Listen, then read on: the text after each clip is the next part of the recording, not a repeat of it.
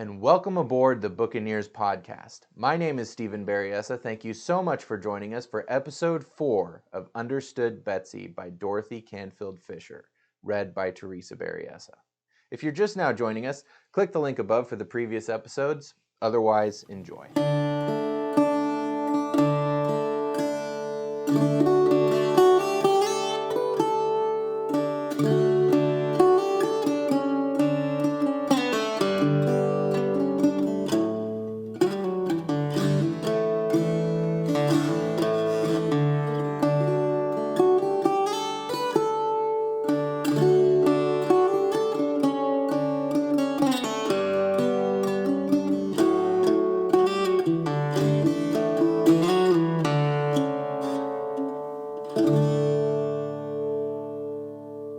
Chapter 7. Elizabeth Ann Fails an Examination. I wonder if you can guess the name of a little girl who, about a month after this, was walking along through the melting snow in the woods with a big black dog running circles around her. Yes, all alone in the woods with a terrible great dog beside her, and yet not a bit afraid. You don't suppose it could be Elizabeth Ann. Well, whoever she was, she had something on her mind, for she walked more and more slowly and had only a very absent-minded pat for the dog's head when he thrust it up for a caress. When the wood road led into a clearing in which there was a rough little house of slabs, the child stopped altogether and, looking down, began nervously to draw lines in the snow with her overshoe. You see, something perfectly dreadful had happened in school that day. The superintendent, the all-important, seldom-seen superintendent, came to visit the school, and the children were given some examinations so he could see how they were getting on. Now, you know what an examination did to Elizabeth Ann, or haven't I told you yet? Well, if I haven't, it's because words fail me. If there is anything horrid that an examination didn't do to Elizabeth Ann, I have yet to hear of it. It began years ago, before she ever went to school, when she heard Aunt Frances talking about how she had dreaded examinations when she was a child, and how they dried up her mouth and made her ears ring and her head ache, and her knees get all weak and her mind a perfect blank, so she didn't know what 2 and 2 made. Of course, Elizabeth Ann didn't feel all those things right off at her first examination, but by the time she had had several and had rushed to tell Aunt Frances about how awful they were, and the 2 of them had sympathized with one another and compared symptoms and then wept about her resulting low marks, why, she not only had all the symptoms Aunt Frances had ever had, but a good many more of her own invention. Well, she had had them all, and had them hard, this afternoon when the superintendent was there. Her mouth had gone dry, and her knees had shaken, and her elbows had felt as though they had no more bones in them than so much jelly, and her eyes had smarted, and oh, what answers she had made!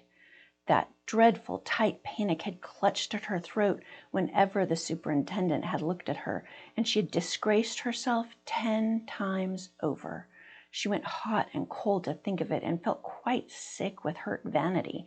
She who did so well every day, and was so much looked up to by her classmates, what must they be thinking of her? To tell the truth, she had been crying as she walked along through the woods, because she was so sorry for herself. Her eyes were all red still, and her throat sore with a big lump in it. And now she would live it all again, as she told the Putney cousins. For of course they must be told. She had always told Aunt Frances everything that happened in school. It happened that Aunt Abigail had been taking a nap when she got home from school, and so she had come out to the sap house where Cousin Ann and Uncle Henry were making syrup, to have it over as soon as possible. She went up to the little slab house now, dragging her feet and hanging her head, and opened the door. Cousin Ann, in a very short old skirt and a man's coat and high rubber boots, was just poking some more wood into a big fire which blazed furiously under the broad, flat pan where the sap was boiling. The rough brown hut was filled with white steam and that sweetest of all odors, hot maple syrup. Cousin Ann turned her head, her face red with the heat of the fire, and nodded at the child. "Hello, Betsy, you're just in time. I've saved out a cup of hot syrup for you, all ready to wax." Betsy hardly heard this, and although she had been wild about wax sugar on snow ever since her very first taste of it, "Cousin Ann," she said unhappily, "the superintendent visited our school this afternoon." "Did he?" said Cousin Ann, dipping a thermometer into the boiling syrup. "Yes, and we had an examination," said Betsy. "Did you?" said Cousin Ann, holding the thermometer up to the light and looking at it. "And you know how perfectly awful examinations make you feel," said Betsy, very near tears again. "Why, no," said Cousin Ann, sorting over syrup tins. "They never made me feel awful. I thought they were sort of fun." "Fun!" cried Betsy indignantly, staring through the beginning of her tears. "Why, yes, like taking a dare, don't you know? Somebody just stumps you to jump off the hitching post, and you do it, to show 'em. I always used to think examinations were like that. Somebody stumps you to spell pneumonia, and you do it, to show 'em. Here's your cup of syrup. You better go right out and wax it while it's hot." Elizabeth Ann automatically took the cup in her hand, but she did not look at it. "But supposing you get so scared you can't spell pneumonia or anything else," she said feelingly. "That's what happened to me. You know how your mouth gets all dry and your knees—" She stopped. Cousin Ann had said she did not know about these things. "Well, anyhow, I got so scared I could hardly stand up, and I made the most awful mistakes, things I know just as well. I spelled doubt without any B, and separate with an E, and I said Iowa was bounded on the north by Wisconsin, and I—" "Oh, well," said Cousin Ann, "it doesn't matter if you really know the right answers, does it? That's the important thing."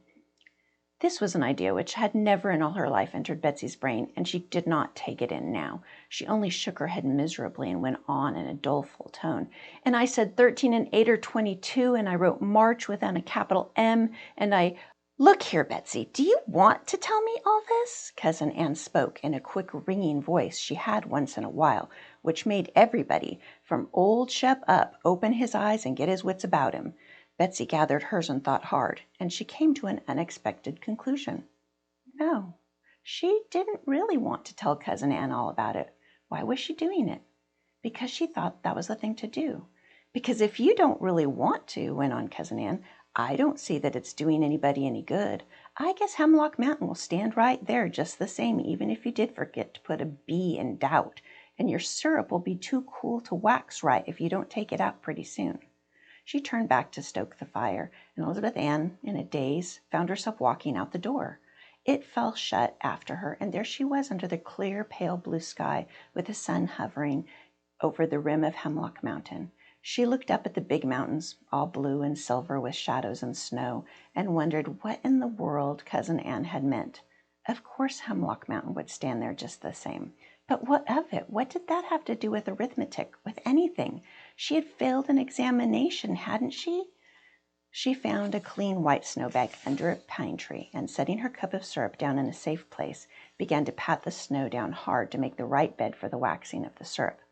The sun, very hot for that late March day, brought out strongly the tarry perfume of the big pine tree. Near her the sap dripped musically into a bucket, already half full, hung on a maple tree. A blue jay rushed suddenly through the upper branches of the wood, his screaming and chattering voice sounding like noisy children at play.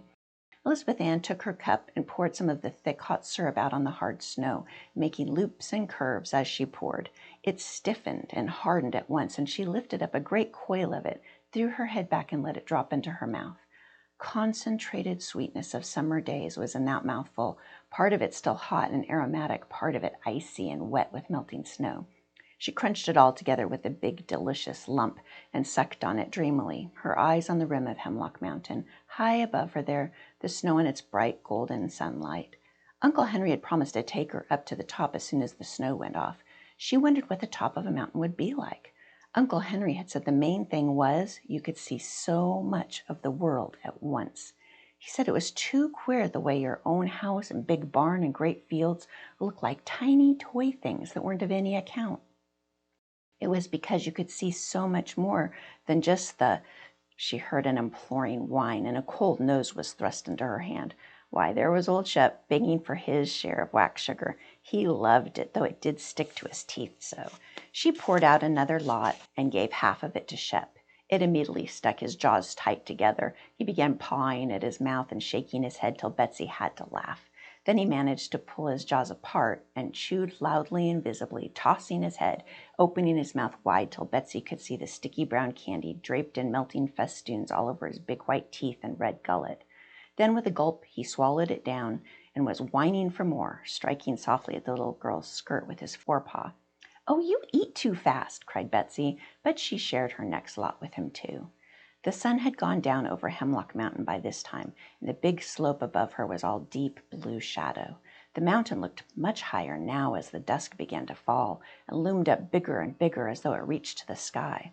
It was no wonder houses looked small from the top. Betsy ate the last of her sugar, looking up at the quiet giant there towering grandly above her. There was no lump in her throat now, although she still thought she did not know what in the world Cousin Ann meant by saying that about Hemlock Mountain and her examination. It's my opinion she had made a good beginning of an understanding. She was just picking up her cup to take it back to the sap house when Shep growled a little bit and stood with his ears and tail up, looking down the road. Something was coming down the road in the blue, clear twilight, something that was making a very queer noise. It sounded almost like somebody crying. It was somebody crying. It was a child crying. It was a little girl. Betsy could see her now, stumbling along and crying as though her heart would break. Why, it was little Molly, her own particular charge at school, whose reading lesson she had heard every day. Betsy and Shep ran to meet her. "What's the matter, Molly? What's the matter?" Betsy knelt down and put her arms around the weeping child. "Did you fall down? Did you hurt you? What are you doing way off here? Did you lose your way?" "I don't want to go away. I don't want to go away," said Molly over and over again, clinging tightly to Betsy. It was a long time before Betsy could quiet her enough to find out what had happened. Then she made out, between Molly's sobs, that her mother had been taken suddenly sick and had to go away to a hospital, and that left nobody at home to take care of Molly, and she was to be sent away to some strange relatives in the city who didn't want her at all and who said so right out. Oh, Elizabeth Ann knew all about that. Her heart swelled big with sympathy. For a moment she stood again out on the sidewalk in front of the Lathrop house with old Mrs. Lathrop's ungracious white head bobbing from a window, and knew again that ghastly feeling of being unwanted. She knew why little Molly was crying, and she shut her hands together hard and made up her mind that she would help her out. Do you know what she did right off without thinking about it? She didn't go and look up Aunt Abigail. She didn't wait till Uncle Henry came back from his round of emptying sap buckets into the big tub on his sled. As fast as her feet could carry her, she flew back to Cousin Ann in the sap house. I can't tell you, except that Cousin Ann was Cousin Ann, why it was that Betsy ran so fast to her and was so sure that everything would be all right as soon as Cousin Ann knew about it. But whatever the reason was, it was a good one. For though Cousin Ann did not stop to kiss Molly or even to look at her more than one sharp first glance, she said after a moment's pause, during which she filled a syrup can and screwed the cover down very tight, "Well, if her folks will let her stay, how would you like to have Molly come and stay with us till her mother gets back from the hospital? Now you've got a room of your own, I guess if you wanted to, you could have her sleep with you." "Oh, Molly, Molly, Molly!" shouted Betsy, jumping up and down and hugging the little girl with all her might. "Oh, it'll be like having a little sister." Cousin Ann sounded a dry warning note.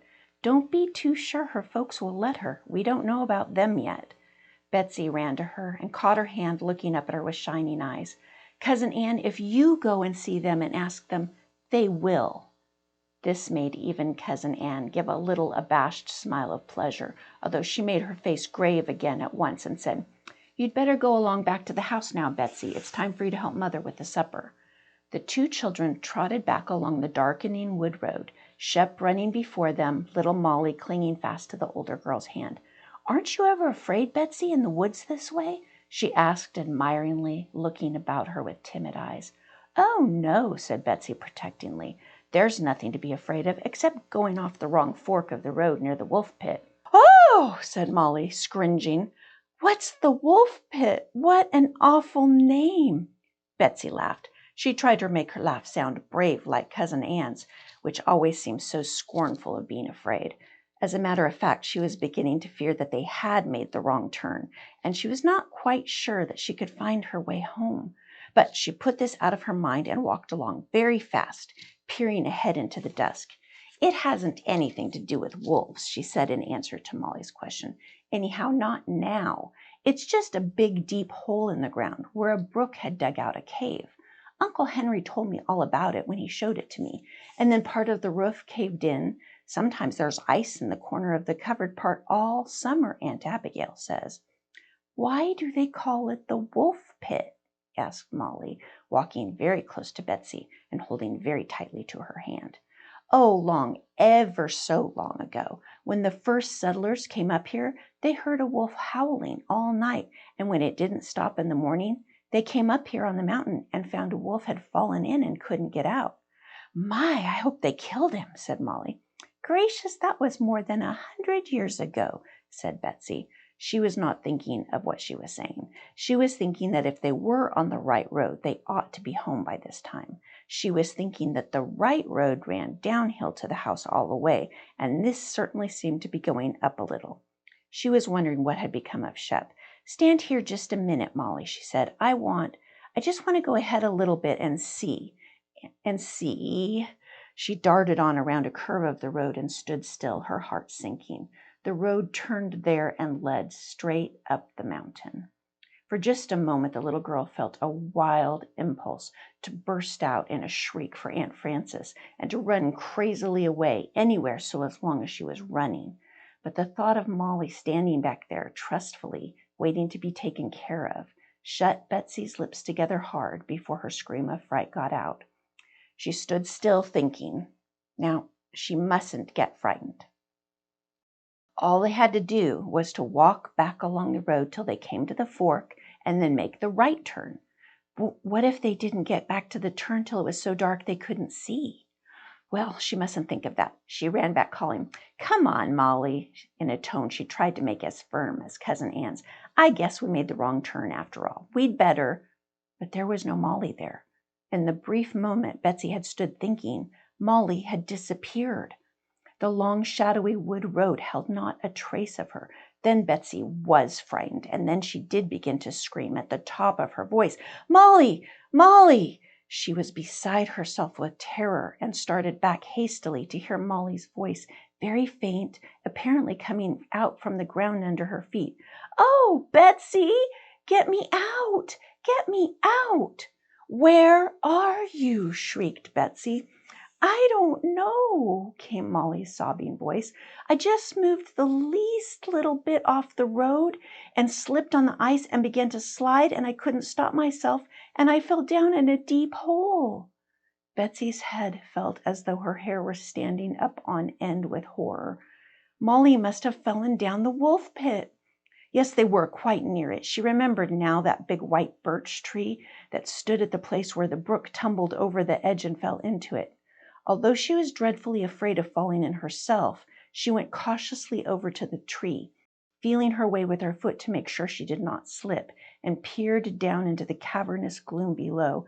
Yes, there was Molly's little face, just a white speck. The child was crying, sobbing, and holding her arms up to Betsy.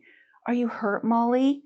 "No, I fell into a big snowbank, but I'm all wet and frozen, and I want to get out. I want to get out." Betsy held on to the birch tree. Her head whirled. What should she do?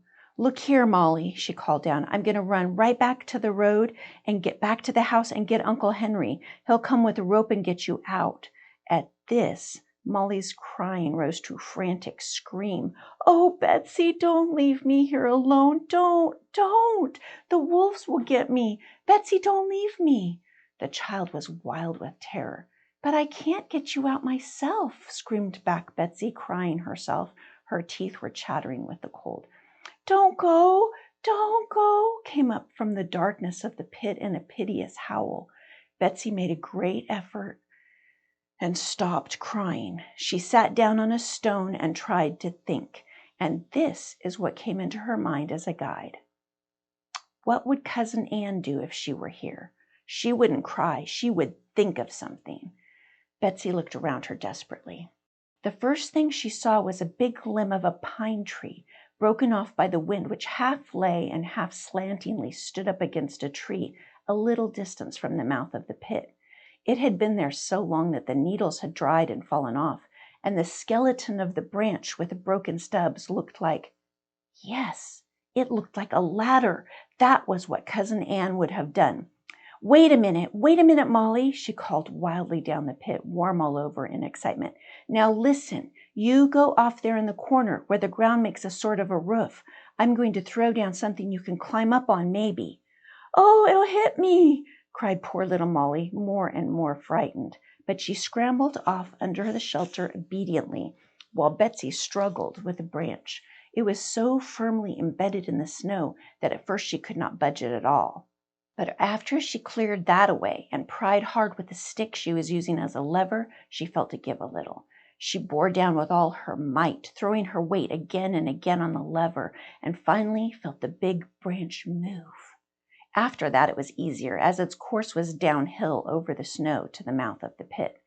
Glowing and pushing, wet with perspiration, she slowly maneuvered it along the edge, turned it squarely, and gave it a great shove, and leaned over anxiously. Then she gave a great sigh of relief. Just as she had hoped, it went down sharp end first and stuck fast in the snow, which had saved Molly from broken bones. She was so out of breath with her work that for a moment she couldn't speak. Then, Molly, there! Now I guess you can climb up to where I can reach you. Molly made a rush for any way out of her prison and climbed, like the practiced squirrel she was, up from one stub to another to the top of the branch. She was still below the edge of the pit there, but Betsy lay flat down on the snow and held out her hands. Molly took hold hard and, digging her toes into the snow, slowly wormed her way up to the surface of the ground.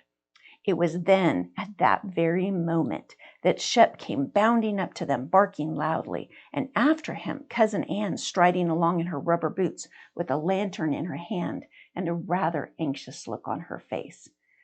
She stopped short and looked at the two little girls covered with snow, their faces flaming with excitement at the black hole gaping behind them. I always told Father we ought to put a fence around that pit, she said in a matter-of-fact voice. Some day a sheep's going to fall down there. Shep came along to the house without you, and we thought most likely you'd taken the wrong turn. Betsy felt terribly aggrieved. She wanted to be petted and praised for her heroism. She wanted Cousin Ann to realize, oh, if Aunt Frances were only there, she would realize.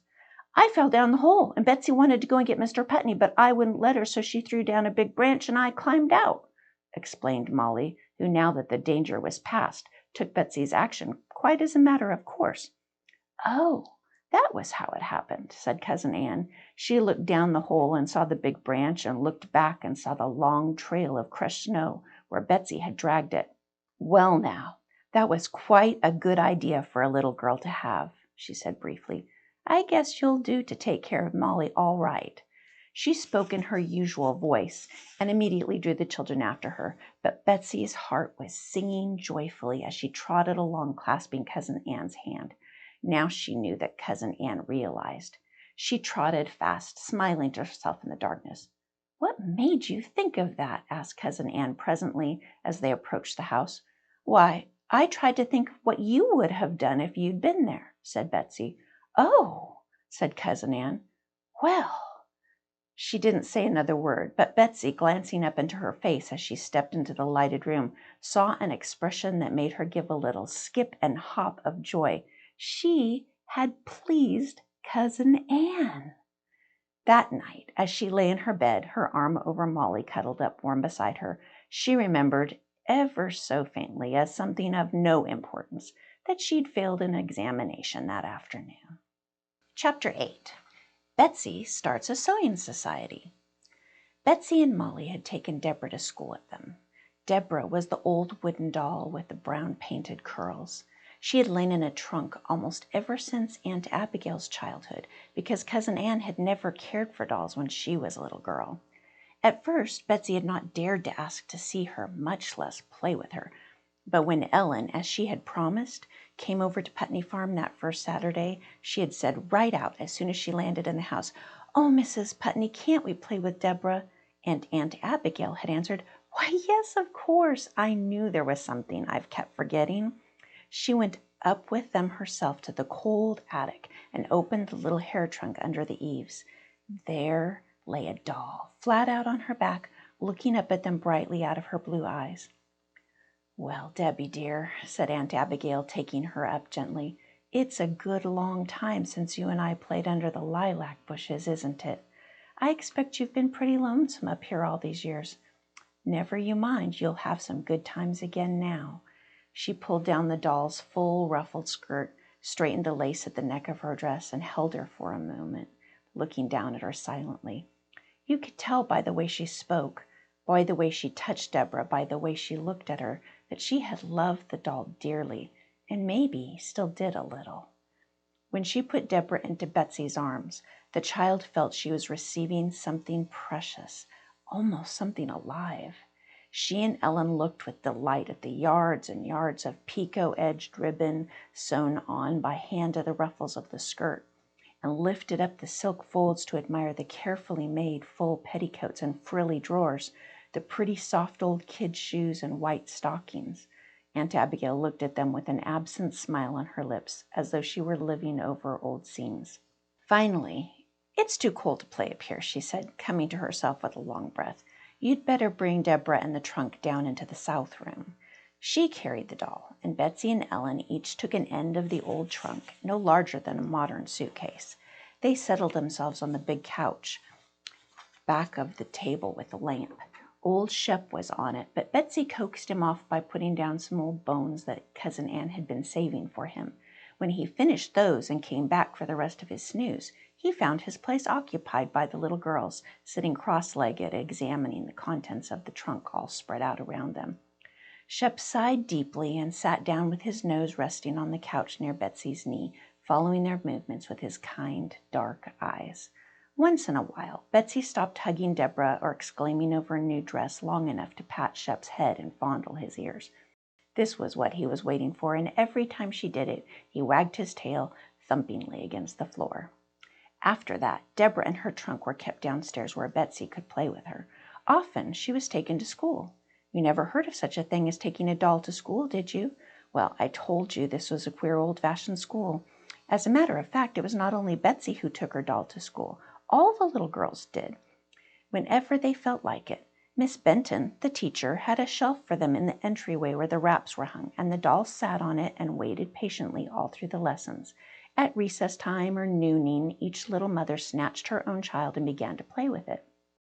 As soon as it grew warm enough to play outdoors without just racing around every minute to keep from freezing to death, the dolls and their mothers went out to a great pile of rocks at one end of the bare stony field which was the playground. There they sat and played in the spring sunshine, warmer from day to day. There were a great many holes and shelves and pockets and little caves in the rocks, which made lovely places for playing keep house. Each little girl had her own particular cubbyholes and rooms, and they visited their dolls back and forth all around the pile. And as they played, they talked fast about all the sorts of things, being little girls and not boys, who just yelled and howled as they played ball or duck on a rock or prisoner's goal, racing and running and wrestling noisily all around the rocks. There was one child who neither played with the girls nor ran and whooped at the boys. This was little 6-year-old Lias, one of the 2 boys in Molly's first grade. At recess time, he generally hung about the school door by himself, looking moodily down and knocking the toe of his ragged, muddy shoe against a stone. The little girls were talking about him one day as they played. "My, isn't that Lias Brewster the horridest-looking child?" said Eliza, who had the 2nd grade all to herself, although Molly now read out of the 2nd grade reader with her. "Mercy, yes, so ragged," said Anastasia Monahan, called Stashy for short. She was a big girl, 14 years old, who was in the 7th grade. "He doesn't ever look as if he combed his hair," said Betsy. "It just looks like a wisp of old hay." "And sometimes," said Molly, proudly adding her bit to the talk of the older girls, "he forgets to put on any stockings and just has his dreadful old shoes on over his dirty bare feet." "I guess he hasn't got any stockings half the time," said Big Stashy scornfully. "I guess his stepfather drinks 'em up." "How can he drink up stockings?" asked Molly, opening her round eyes very wide. Shh, you mustn't ask. Little girls shouldn't know about such things, should they, Betsy? No, indeed, said Betsy, looking mysterious. As a matter of fact, she herself had no idea what Stashi meant, but she looked wise and said nothing. Some of the boys had squatted down near the rocks for a game of marbles now. Well, anyhow, said Molly resentfully, I don't care what his stepfather does to his stockings. I wish Lice would wear him to school. And lots of times he hasn't anything on under those horrid old overalls either. I can see his bare skin through the torn places. I wish he wouldn't sit so near to me, said Betsy complainingly. He's so dirty. Well, I don't want him to hear me either, cried all the little girls at once. Ralph glanced up at them, frowning, from where he knelt with his middle finger crooked around a marble ready for a shot. He looked as he always did, rough and half-threatening.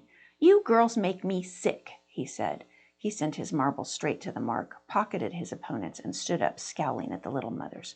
I guess if you had to live the way he does, you'd be dirty. Half the time he doesn't get anything to eat before it comes to school, and if my mother didn't put up some extra for him in my box, he wouldn't get any lunch either, and then you go jump on him.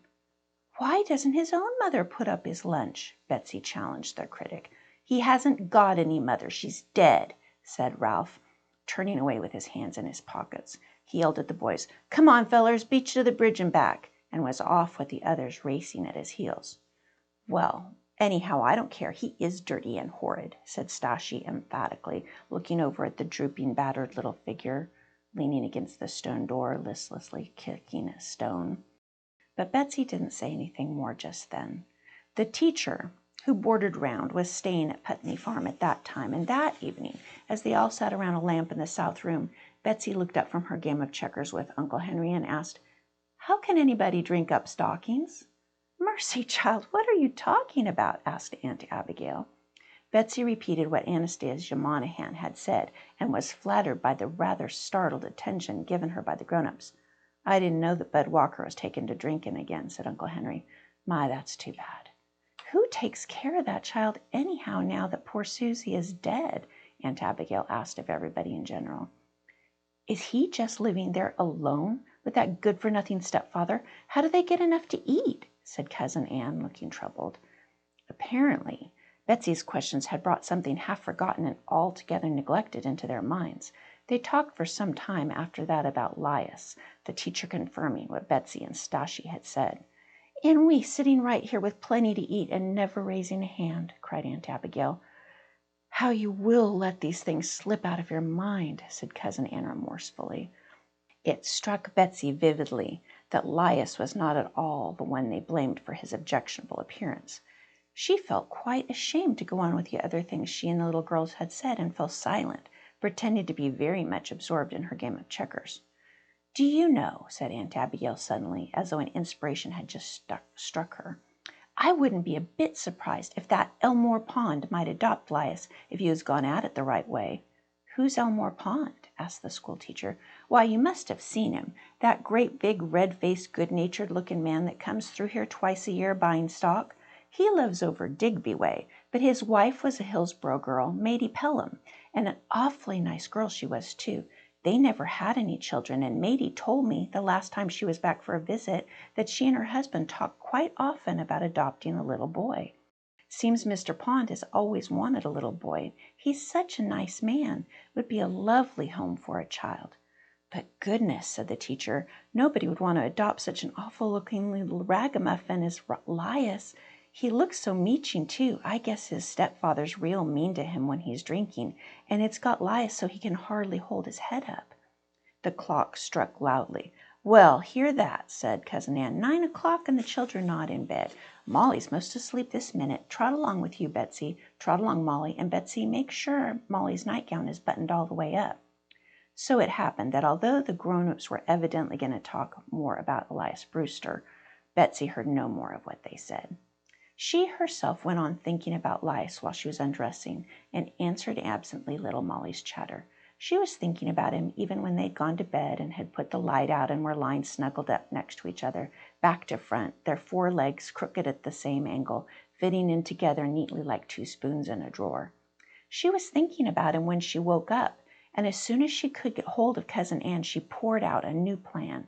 She had never been afraid of Cousin Ann since the evening Molly had fallen into the wolf pit, and Betsy had seen that pleased smile on Cousin Ann's firm lips. "Cousin Ann, couldn't we girls at school get together and sew? You'd have to help us some. And make some nice new clothes for little Elias Brewster and fix him up so he'll look better, and maybe that Mr. Pond would like him and adopt him." Cousin Ann listened attentively and nodded her head. "Yes, I think that would be a good idea," she said. "We were thinking last night we ought to do something for him. If you'll make the clothes, Mother'll knit him some stockings, and Father will get him some shoes. Mr. Pond never makes his spring trip till late May, so we'll have plenty of time." Betsy was full of importance that day at school. At recess, got the girls together on the rocks and told them about the plan. "Cousin Ann says she'll help us, and we can meet at our house every Saturday afternoon till we get them done. It'll be fun. Aunt Abigail telephoned Dad to the store right away, and Mr. Wilkins said he'll give the cloth if we make it up." Betsy spoke very grandly of making it up, and although she'd hardly held a needle in her life, and when the Saturday afternoon meetings began, she was ashamed to see how much better Ellen and even Eliza could sew than she. To keep her end up, she was driven to practicing her stitches or on the lamp in the evening, with Aunt Abigail keeping an eye on her. Cousin Ann supervised the sewing on Saturday afternoons and taught those of the little girls whose legs were long enough how to use the sewing machine. First, they made a little pair of trousers out of an old gray woolen skirt of Aunt Abigail's. This was just for practice, before they cut into the nice piece of new blue serge that the storekeeper had sent up. Cousin Ann showed them how to pin the pattern on the goods, and they each cut out one piece. Those flat, queer-shaped pieces of cloth certainly didn't look less like a pair of trousers to Betsy than anything she'd ever seen.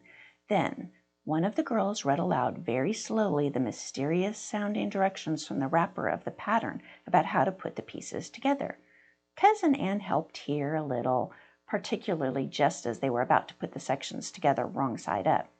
Stashie, as the oldest, did the first basting, putting the notches together carefully just as they read the instructions aloud, and there, all of a sudden, was a rough little sketch of a pair of knee trousers, without any hem or waistband, of course, but just the two-legged, complicated shape they ought to be. It was like a miracle to Betsy. Cousin Ann helped them sew the seams on the machine, and they all turned to for the basting of the facings and the finishings. They each one made a buttonhole. It was the first one Betsy had ever made, and when she got through, she was as tired as though she had run all the way to school and back. Tired, but very proud, although when Cousin Ann inspected that buttonhole, she covered her face with her handkerchief for a minute, as though she was going to sneeze, although she didn't sneeze at all. It took them 2 Saturdays to finish up that trial pair of trousers, and when they showed the result to Aunt Abigail, she was delighted. "Well, to think of that being my old skirt," she said, putting on her spectacles to examine the work. She did not laugh either when she saw those buttonholes, but she got up hastily and went into the next room, where they soon heard her coughing. Then they made a little blouse out of some new blue gingham. Cousin Ann happened to have enough left over from her dress she was making. This thin material was ever so much easier to manage than the gray flannel, and they had the little garment done in no time, even to the buttons and buttonholes. When it came to making the buttonholes, Cousin Ann sat right down with each one and supervised every stitch. You may not be surprised to know they were a great improvement over the first batch. Then, making a great ceremony of it, they began on the store material, working twice a week now because May was slipping along very fast and Mr. Pond might be there any time. They knew pretty well how to go ahead on this one after the experience of the first pair, and Cousin Ann was not needed as much, except as an advisor in hard places. She sat there in the room with them doing some sewing of her own, so quiet that half the time they forgot she was there. It was great fun, sewing all together and chatting as they sewed. A good deal of the time they talked about how splendid it was of them to be so kind to little Elias. "My, I don't believe most girls will put themselves out this way for a dirty little boy," said Stashie complacently. "No, indeed," chimed in Betsy. "It's just like a story, isn't it? Working and sacrificing for the poor." "I guess he'll thank us all right for sure," said Ellen. "He'll never forget us as long as he lives, I don't suppose."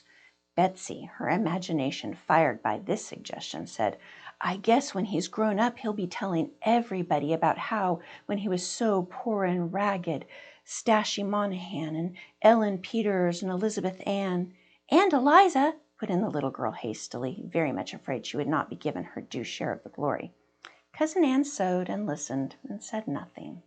Toward the end of May, 2 little blouses, 2 pairs of trousers, 2 pairs of stockings, 2 sets of underwear contributed by the teacher, and the pair of shoes Uncle Henry gave were ready. The little girls handled the pile of new garments with inexpressible pride and debated just which way of bestowing them was sufficiently grand to be worthy the occasion. Betsy was for taking them to school and giving them to Elias one by one so that each child could have her things separately, but Stashie wanted to take them to the house when Elias's stepfather would be there to shame him for showing that little girls had had to do what he ought to have done.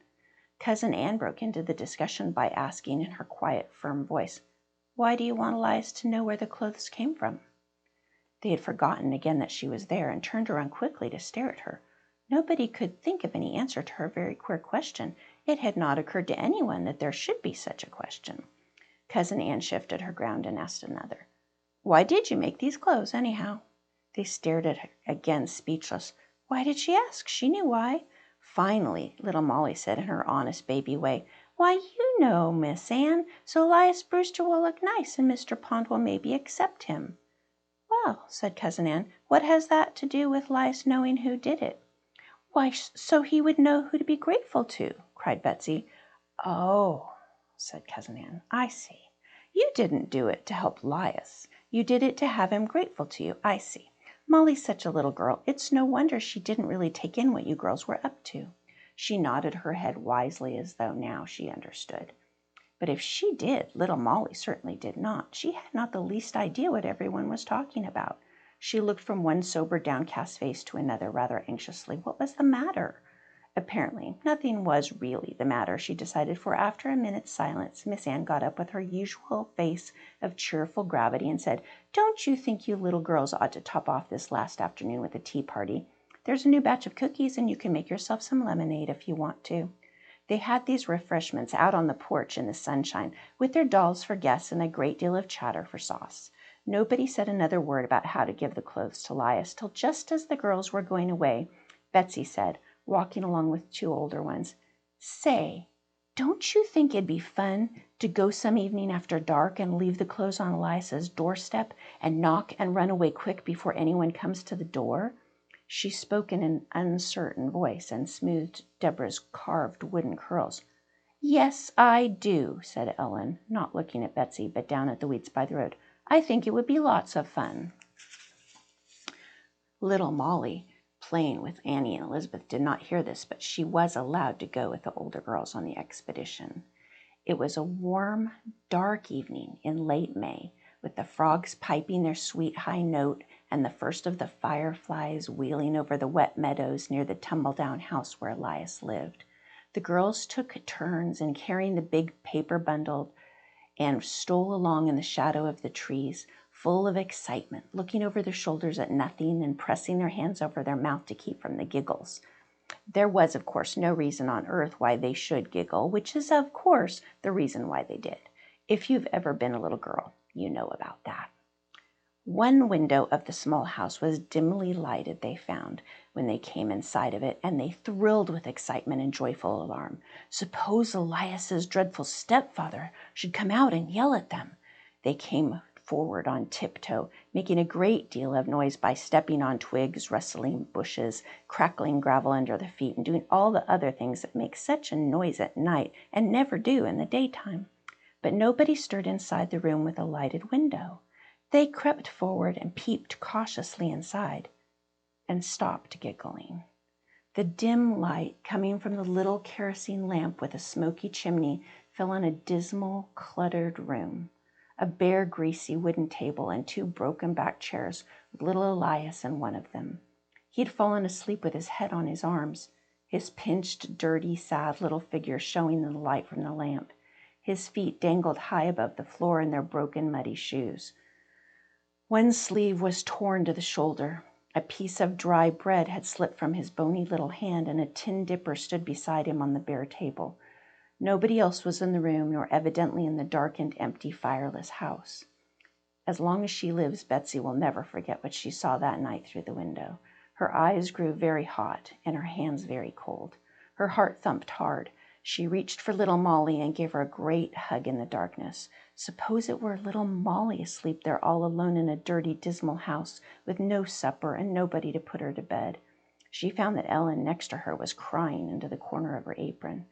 Nobody said a word. Stashie had the bundle, walked around soberly to the front door and put it down and knocked loudly. They all darted away noiselessly to the road, to the shadow of the trees, and waited until the door opened. A small square of yellow light appeared with Elias's figure, very small, at the bottom of it. They saw him stoop and pick up the bundle and go back into the house. Then they went quickly and silently back, separating at the crossroads with no good-night greetings. Molly and Betsy began to climb the hill to Putney Farm. It was very warm for May, and little Molly began to puff her breath. "Let's sit down on this rock a while and rest," she said. They were halfway up the hill now. From the rock they could see the lights in the farmhouses scattered along the valley road and on the side of the mountain opposite them, like big stars fallen from the multitude above. Betsy lay down on the rock and looked up at the stars. After a silence, little Molly's chirping voice said, "I thought you said we were going to march up to Elias in school and give him the clothes. Did you forget about that?" Betsy gave a wriggle of shame as she remembered that plan. "No, we didn't forget it," she said. "We thought this way would be better." "But how'll Elias know who to thank?" asked Molly. "That's no matter," said Betsy. Yes, it was Elizabeth Ann that was who said that, and meant it too. She was not even thinking of what she was saying. Between her and the stars, thick over her in the black, soft sky, she saw again that dirty, disordered room and the little boy, all alone, asleep with a piece of dry bread in his bony little fingers. She looked hard and long at that picture, all the time seeing the quiet stars through it, and then she turned over and hid her face on the rock. She had said her "Now I lay me" every night since she could remember, but she had never prayed till she lay there with her face on the rock, saying over and over, "Oh God, please, please, please, please make Mr. Pond adopt Elias." Thanks again for joining us. If you liked what you heard, please hit the buttons below, give us a like and a subscribe, and hit that bell icon so you get notified whenever we drop a new video. You can follow the links to find us on Facebook, Instagram, and Twitter. Please share us with your friends and family, and join us next time for the next episode of the Buccaneers podcast.